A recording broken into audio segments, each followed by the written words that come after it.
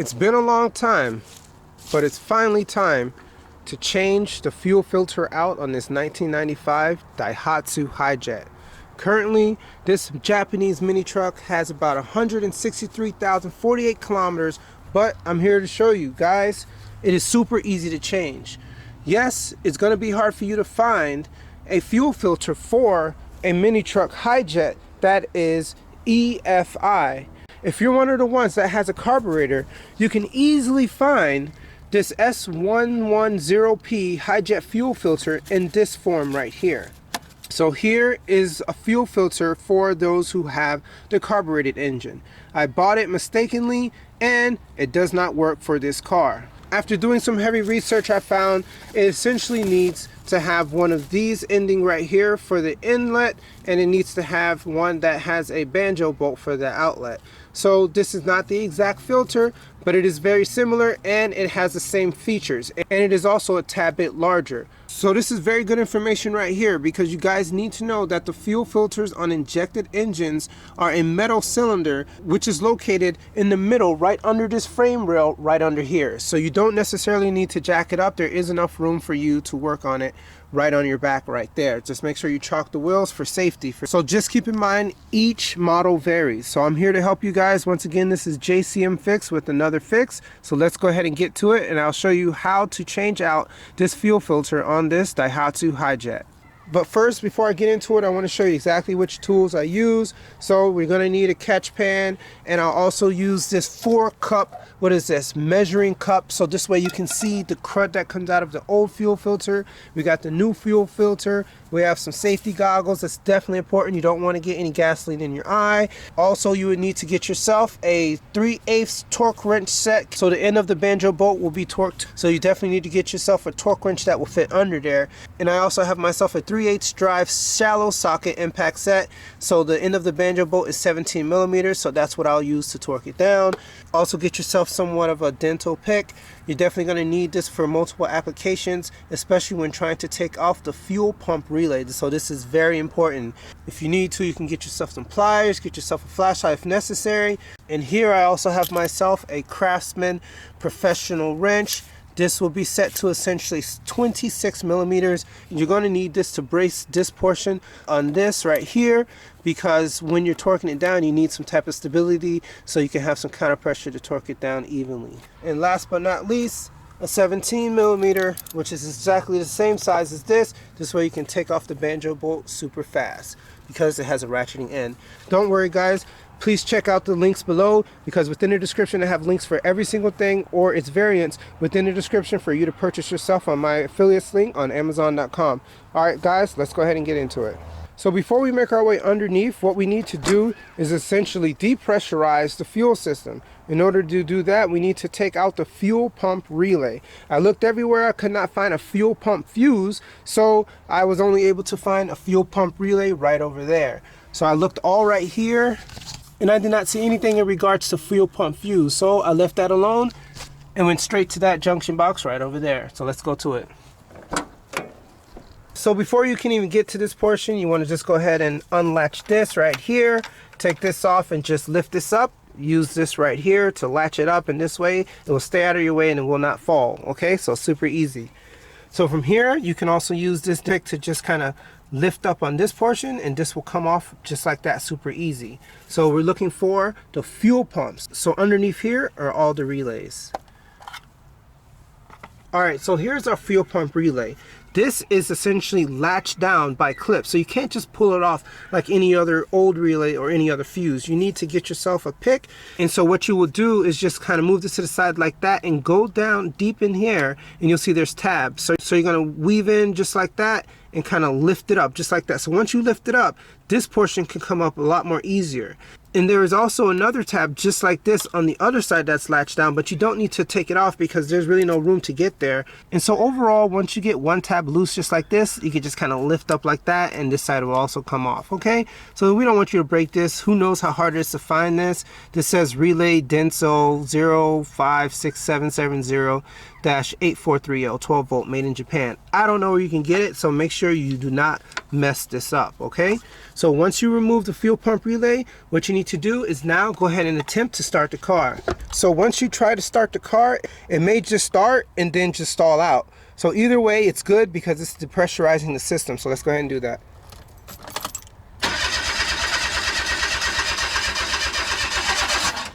So as you can see, it's not starting the car. So it's good. It's essentially depressurized. All right, so we're good with that. Let's go ahead and remove the key. So before I go under, let's go ahead and put on these goggles. Safety first. And so next up, we need to go ahead and place a pan under the delivery pipe to catch the dripping fuel. Let's make our way underneath. And there it is right there. That is the fuel filter. You'll see right here, this is our inlet pipe. And right here, this is our outlet. And so for the measurements, the inlet, we have an SAE 5/16. And on the outlet portion, we have M12 by 1 1/4. So those are the measurements for this fuel filter, okay? So essentially, it's okay if it's bigger. If it's smaller, that could be a problem. But if it's bigger, as long as it has the specifications of in and out, that'll be perfectly fine. And so from here, what we're going to do is go ahead and slowly loosen the union bolt to bleed off the fuel pressure. This right here is the union bolt. It is 17 millimeters. So just know the fuel system is under pressure. So we need to release the pressure slowly and contain the spillage. That's why we have this pan right here. So first what I'm going to do is just go ahead and put my 17 millimeter socket end right here and just let it hang. Okay. And then from here, I'm going to get my adjustable wrench and just put it right up in here. So this way I can have some sort of stability. Because if I was to just try to remove this, look at this. The whole fuel filter housing is moving. We don't want that. We need it to stay still. All right, that should be good enough. So now let's go ahead and do lefty-loosey, righty-tighty. For better visibility, I'll just unhook it from its housing and just show you right here how it looks. So just let it slowly drip into your catch pan right there. And after a good amount of leaking, you just go ahead and remove it by hand. Look at that, this is dirty. And this is the outlet. How is this so dirty? No wonder it was so hard for this Hijet to start. I would get clean gasoline going in and essentially dirty gasoline going out, which isn't good. So dirty gasoline was definitely going to the engine. So this Hijet definitely needs a tune-up. So this is the first start right here. All right, let's go ahead and remove this union bolt just like that. And there you have it. So let's inspect our hardware. This is our union bolt here. And I have a washer right there. It's kind of on there. So it looks fine. And so just so you can see a sample of the type of fuel that's coming out of this fuel filter. Once again, this is out. As you can see right here, it says out. Look at how dirty this fuel was. I'm sure when I get gasoline, it is not this dirty. It just keeps running and running and running. So I'll just go ahead and collect it so you can see how it looks. If anything, I think this is the original fuel filter from 1995. Look how old it is. I don't think it's ever been changed. So we want to drain the remaining fuel, but if you don't want to lose too much fuel, just get yourself one of these fuel filter stoppers and that should help. Yeah.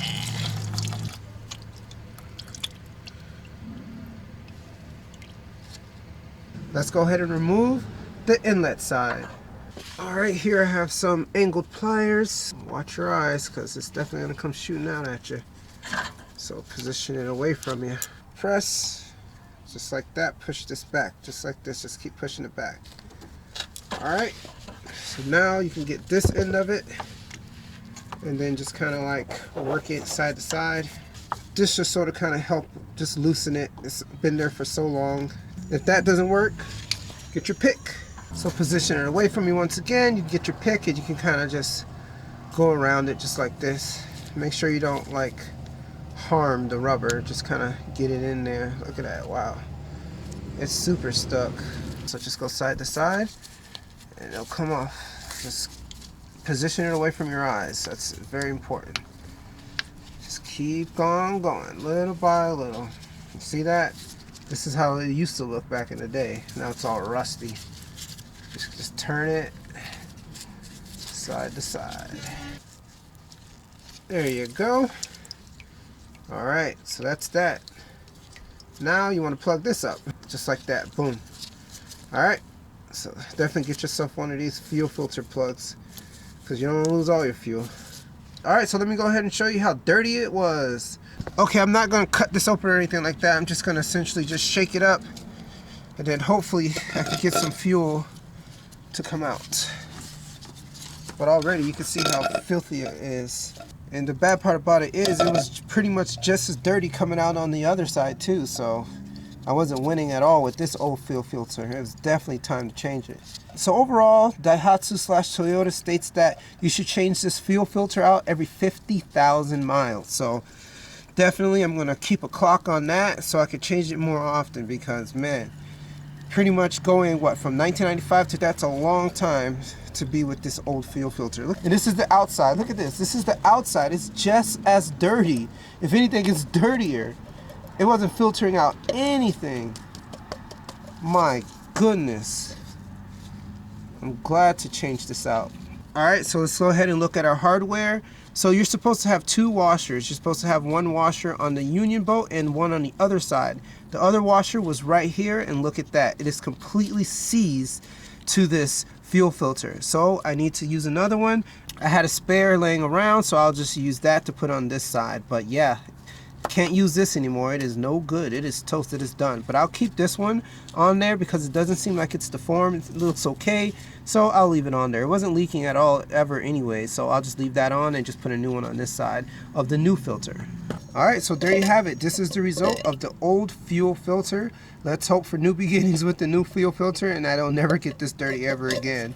So 50,000 miles seems very reasonable. So once again, it's at 101,000. So essentially it should have been changed twice. Today it's going to get its first change. Okay, let's go ahead and place our union bolt on. So it does fit perfectly fine. It was super hard to even find one that would work for this. So this part here is a motorcraft filter, but it was made in Japan by Denso.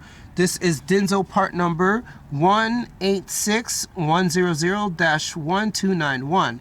But motorcraft part number, it is FL857. So there are some other Fram filters that also fit this exact type of filter. Yes, it is bigger, but once again, that should not be a problem. It is essentially double the size of the old one, okay?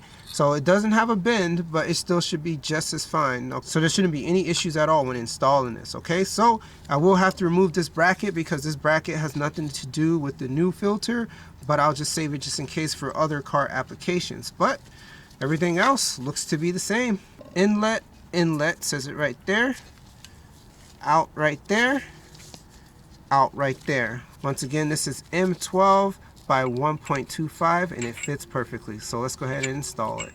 To remove this bracket, we're going to use a 10mm socket. Yeah. There we go. Set this aside and remove it. Alright. So that's how it looks. Essentially 2 times the size. Perfect. Let's go ahead and install it. Alright, let's go ahead and get one of our new washers. This will be on the other side of the union bolt connection. All I need is one.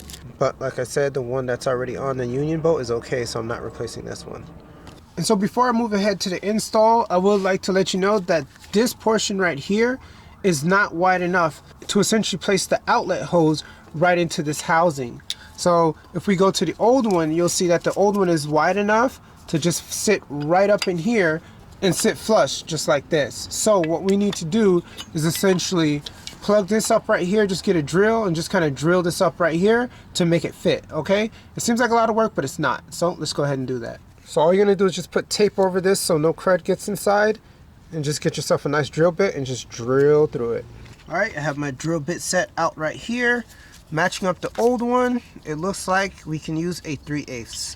All right, so let's go ahead and get 3/8 and just drill through it and make our housing for our new filter wide enough.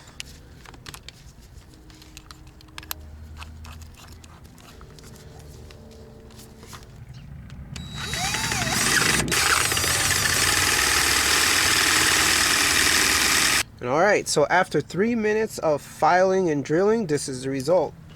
So it pretty much matches our OEM, just like that. Alright, so it's good enough. Now I can go ahead and install it. Just get the metal off of it. Let's go ahead and remove the tape. And before we proceed any further, we want to make sure that we coat all of our bolts and washers with engine oil. Okay, so it's a very important step. So I have some engine oil right here. Doesn't matter which grade, so just get it. And so just lightly coat it just like that. Alright, nothing serious. It doesn't have to be like doused. Just get a little bit of it. As you can see, put it on all of our threads just like this, and our other washer as well. Alright, and I also put some on the inlet side. Alright, good. And so from here I'm going to go ahead and place this washer right there. So like I said, it's like a sandwiching effect. Then go ahead and get our outlet pipe and just place it like right here.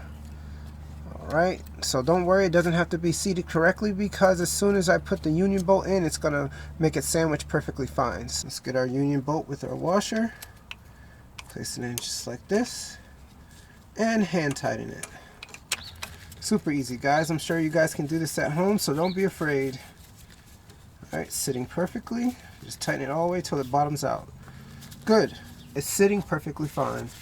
No obstruction at all. Now let's go ahead and unplug our inlet hose. Alright, good. No more gasoline just pouring out anymore. So now let's go ahead and push it right on in there. Alright, it bottoms out perfectly fine. And from here we're using our angle pliers to place this clip right back to the front. Alright, perfect. Let's give it a little tug, twist, make sure that stays on. Alright, let's go ahead and move this out of the way as nothing is dripping anymore. Now it's time to go ahead and torque it down. Here I have a UYECOVE. I don't know what that is. It's made in China, but the good thing is it's 3/8. Okay. So no adapter needed. All you got to do is just go ahead and place it right on there. But first, go ahead and press the button so this can be depressed. And then go ahead and push down just like that. Same thing as before. Just going to go ahead and tighten this right over this just like that. Okay, so this way it should not move. 17 millimeters. Keep going until you hear the click. There you go. That's one. Let's do it one more time. There you go. That's it. So that's it. That's good enough. We have completed the fuel filter installation for this Daihatsu Hijet. So now let's go ahead and place it right back into that bracket, just like this. Right up in there. Press down. Boom. And so what I like to do to ensure that there's no pinching on this hose, you're just going to go ahead and pull down on this like that and just go ahead and push forward. This just gives it a little bit more room, alright? So nothing is getting pinched at all. These are super thick hoses and it is high pressure, so you shouldn't have any problem. Okay, so once again, that's it. So first let's go ahead and put some gas into the car, then we're going to go ahead and put our fuel relay back to where it should be, and then let's go ahead and start this car after we prime it. And for reference, I'll show you how it looks for the gasoline that was coming out of the original fuel filter. Look at that, just super dirty. Oh my goodness. And here goes some new gasoline. Alright, nice and yellow, looks like piss, but good to go. So you may ask me, what am I going to do with this old gasoline? I'm not just going to throw it away. I'm going to put it into the lawnmower. The lawnmower will just eat right through it without a problem. Let's go ahead and put some gasoline in there so I can make it to the gas station.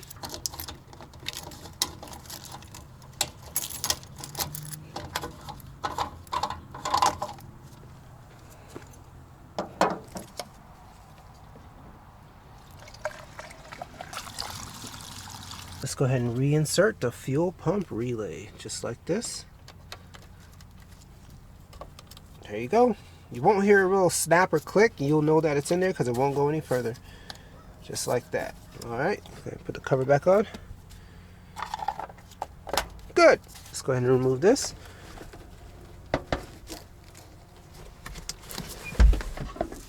Place the latch back on it.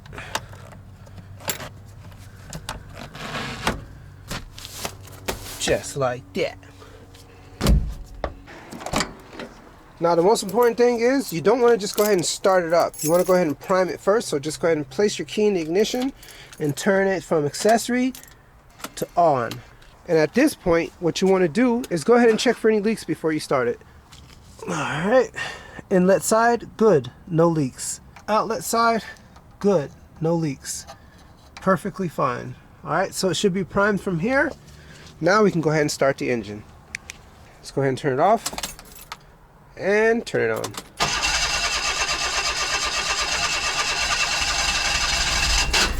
Ah, it works. So as you see, it definitely takes a little bit to start because it's getting all the fuel back into the system and the pressure back pressurized. So don't be afraid to kind of hold it a little longer, but other than that, it's good, it's fine. They'll check engine lights, everything's working, head unit's working, everything's working fine. So now let's go ahead and put some gasoline in there because I am on E. Alright guys, thank you very much for joining me here for another edition of JCM Fix. I have super many more videos to show you for this Daihatsu Hijet and many other JDM vehicles. Alright guys, don't forget to leave a comment down below because I definitely want to hear your feedback. Have a blessed day.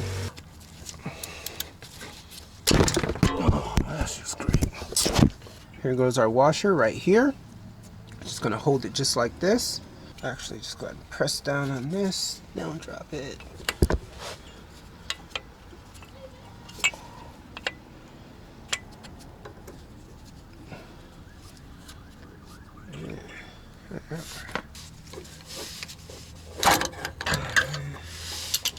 And do keep in mind, I'm not going to throw this away because some people online says sometimes it's great to keep your fuel filters. What you would do is they would like essentially force pressure in here through like new gasoline, and this way it will push out.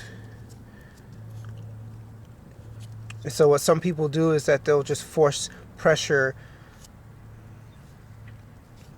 Yeah, I ain't going to reuse this crap.